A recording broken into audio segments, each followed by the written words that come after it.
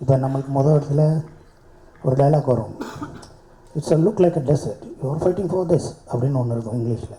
So நம்மளுக்கு எழுதினவங்க வந்து இந்த வறண்ட பாலைவனத்துக்காக இவ்வளோ சண்டை போடுறீங்க அப்படின்னு இருக்கும். அப்போ முதல் நாள் பேசி மறுநாள் பேசலாமான்னா நம்ம இஷ்டத்துக்கு ஒன்று இதை பேசலாமான்னு பேசணும். ஏன்டா இந்த தண்ணி இல்லாத காட்டுக்கடா இவ்வளோ மல்லு கட்டி சாகுறிய அப்படின்னோம். ஸோ அதுக்கு வந்து நம்ம ஸ்லாங்கு நம்மளுக்கு ஹெல்ப்ஃபுல்லாக இருந்துச்சு. அதை சவுத்தில் இருக்கவங்க நிறையா பேர் பார்த்தாங்க. எல்லா மக்களுமே நம்ம கூட இருக்கிற ஒரு அனிமல் பேசுது அப்படிங்கிற மாதிரி இருந்துச்சு. ஸோ இது எல்லாமே ஆல்ரெடி நான் சொல்லிட்டேன்ல, அது கிஃப்ட்டு.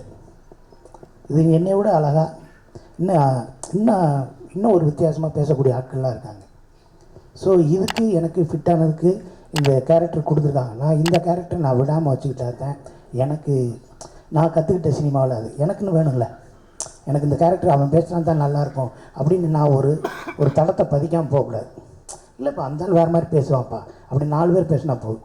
பேசுகிறேன் பேசாமல் நினச்சாலே போதும். ஸோ நான் எப்படி விட்டு கொடுப்பேன் அதை? ஸோ அதை விட்டு கொடுக்காமல் இருக்கிறத நான் ஃபிட்டாக இருக்கணும், என் குரல் நல்லா இருக்கணும்.